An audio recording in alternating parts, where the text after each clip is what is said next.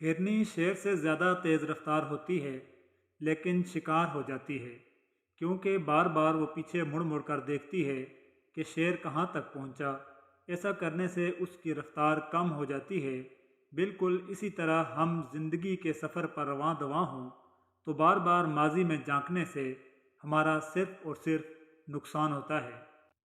اس غریبی سے پناہ مانگو جو مایوس کر دیتی ہے، اس امیری سے پناہ مانگو جو مغرور کر دیتی ہے۔ رشتہ نبھانا ہے تو دو آنکھوں کی طرح نبھاؤ، ساتھ جاگتی ہیں، ساتھ سوتی ہیں، ساتھ ہنستی ہیں، ساتھ روتی ہیں، اور پھر ایک دن ساتھ ہی ہمیشہ کے لیے بند ہو جاتی ہیں۔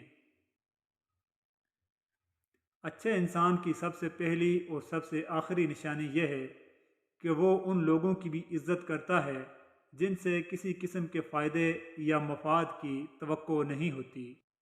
انسان پر جب اچھا وقت آتا ہے تو بھولنے والی چیزوں میں سب سے پہلے اپنی اوقات بھولتا ہے۔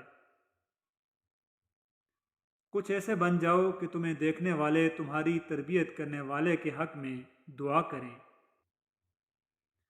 چار طرح کے بندوں سے ہمیشہ دور ہی رہیں: جو آپ سے جھوٹ بولے، جو آپ کی عزت نہ کرے، جو آپ کو استعمال کرے، اور جو آپ کو ہمیشہ نیچا دکھائے۔ تنقید ہضم نہ ہو تو ناراضگی شروع، دکھ ہضم نہ ہو تو نا امیدی شروع، سکھ ہضم نہ ہو تو عیاشی شروع، اگر کھانا ہضم نہ ہو تو بیماری شروع، دولت ہضم نہ ہو تو فیشن شروع، بات ہضم نہ ہو تو چغلی شروع، تعریف ہضم نہ ہو تو تکبر شروع۔ ایک غلام تھا، ایک دن وہ کام پر نہ گیا تو اس کے مالک نے سوچا کہ مجھے اس کی تنخواہ کچھ اضافہ کر دینا چاہیے تاکہ اور دل جمعی سے کام کرے اور آئندہ غائب نہ ہو۔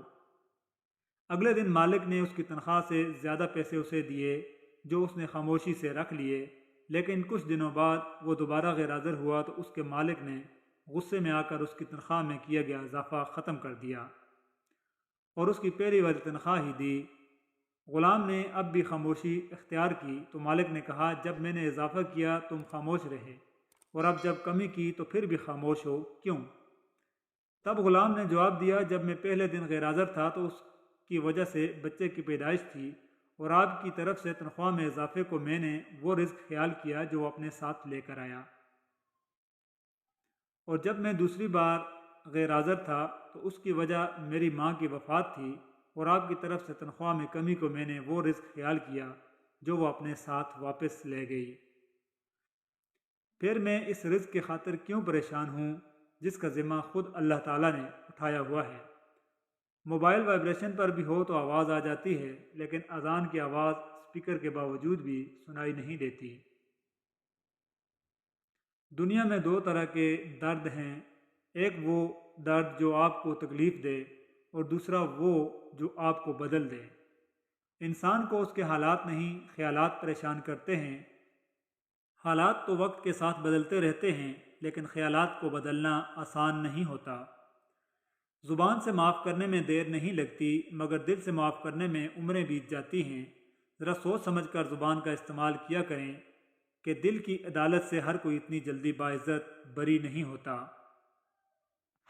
سچ جتنی دیر میں جوتے پہنتا ہے، جھوٹ اتنی دیر میں آدھی دنیا گھوم آتا ہے۔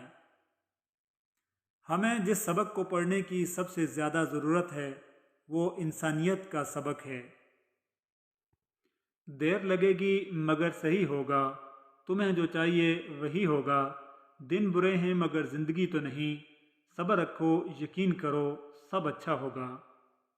ہاتھوں کی خوبصورتی کے لیے اپنے ہاتھوں سے صدقہ دیں، آواز کی خوبصورتی کے لیے قرآن کی تلاوت کریں، اور چہرے کی خوبصورتی کے لیے وضو کریں۔ اچھے کام ہمیشہ صدقہ جاریہ ہوتے ہیں، ہر حادثے میں وہ آپ کے آگے ڈھال بن جاتے ہیں۔ دنیا کے اس بازار میں سب کچھ مل جاتا ہے، لیکن باپ کا سایہ اور ماں جیسی جنت کبھی نہیں ملتی۔ سجدہ خوشی کا ہو یا غم کا، توفیق ملنا ہی بڑی بات ہے۔ ہمارا گھر چاہے کتنا ہی بڑا ہو، کپڑے کتنے ہی مہنگے اور خوبصورت کیوں نہ ہوں، ہم کتنے ہی امیر ہوں، لیکن ہم سب کی قبریں ایک جیسی ہی ہوں گی۔ مضبوط رہیے، مثبت رہیے، خوش رہیے، اپنے حاسدین کو اسی غم میں مبتلا رہنے دیجیے کہ آپ ابھی تک مسکرا کیسے رہے ہیں۔ ساری رات سوتے ہوئے میں نے جنت کی سیر کی۔ صبح جو آنکھ کھلی تو دیکھا سر ماں کے قدموں میں تھا۔ اے رات مجھے ماں کی طرح گود میں لے لے، دن بھر کی مشقت سے بدن ٹوٹ رہا ہے۔ جس کے دل میں ماں کے لیے محبت ہے وہ زندگی کے کسی موڑ پر شکست نہیں کھا سکتا۔ یہ جو ماں کی محبت ہوتی ہے نا، یہ سب رشتوں کی ماں ہوتی ہے۔ یہ کہہ کر میں فرشتوں سے جنت میں چلا جاؤں گا کہ میں اپنے ماں کے قدموں کے نشان ڈھونڈ رہا ہوں۔